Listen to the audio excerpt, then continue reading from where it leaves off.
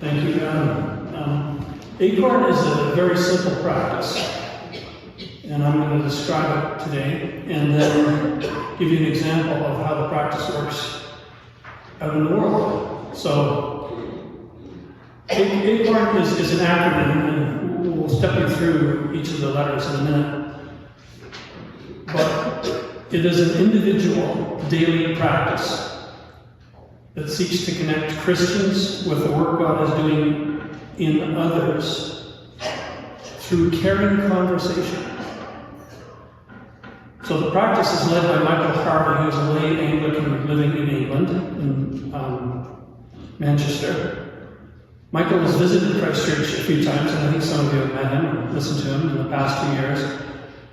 I meet with him every few weeks on Zoom to hear what he's up to and to get his knowledge and wisdom. So far there are 6 participating here at Christ Church, and we meet in 3 different groups.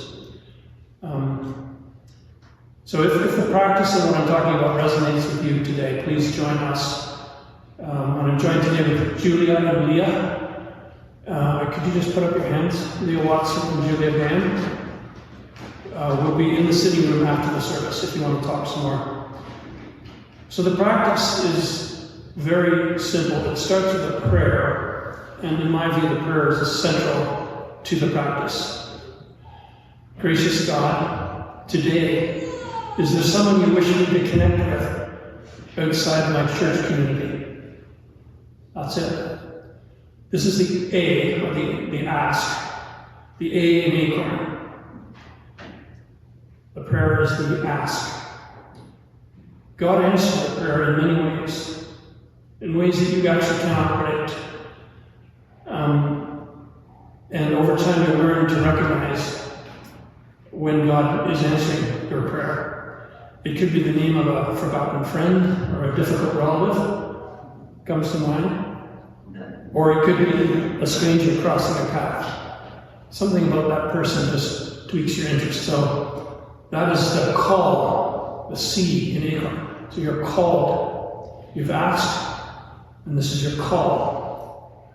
When it comes, we stop what we're doing. We step out of our track. We're all on tracks all the time. And this is actually probably the most difficult part of the practice.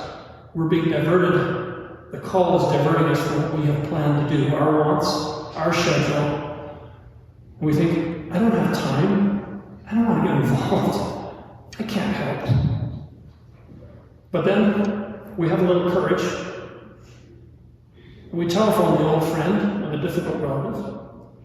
Or we talk with a stranger and we ask, how are you? That act of recognition and stepping out and taking action is obey, the O in ACORN. So I want to pause and address a very important point here. Why is there a need for this practice? There are many similar practices, and everyone here I know engages in caring conversation. Outside the church, we do this already, whether it's through professional work, through charity, you have these conversations. But what ACORN adds, I think, is a few things. First of all, saying the prayer every morning is a discipline that converts our unfocused good intentions into action.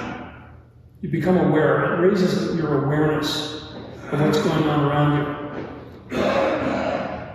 Secondly, that prayer brings holiness to the encounter that you have. And I can't really tell whether holiness is the right word, but it's something like holiness. There is a sort of a grace in these encounters that I think is partly due to the fact that we're bringing all of our sort of spiritual energy into it. The key is we're not bringing God to someone. We believe God is already working in that person, and our job is to be part of that work. We're not missioning to, we're missioning with.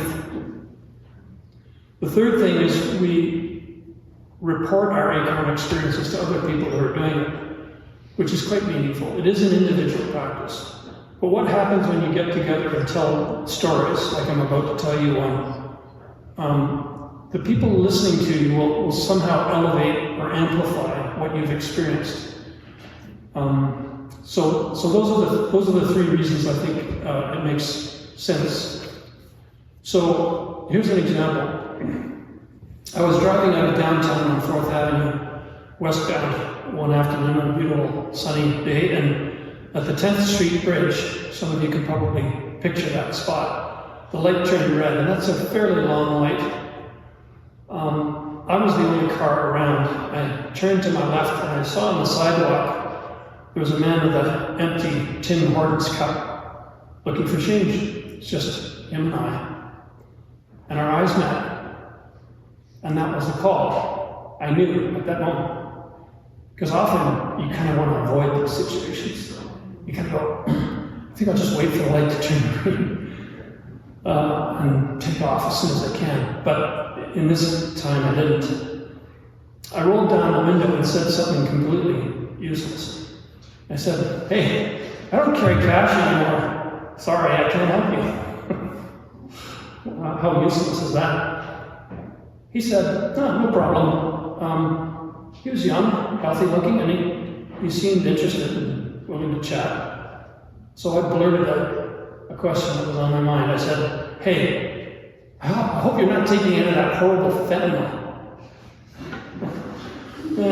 Like I was curious. I thought, well, maybe he'll know, right? Maybe he'll have a perspective.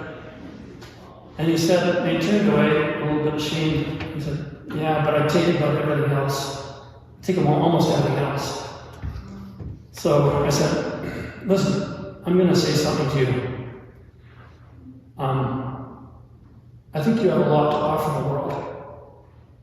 And I remember before saying it, and while I was saying it, I felt this kind of just wild energy about, why not say that? Why not offer that? Because I really felt that, just looking to him, and looking at him and feeling a bit about his life.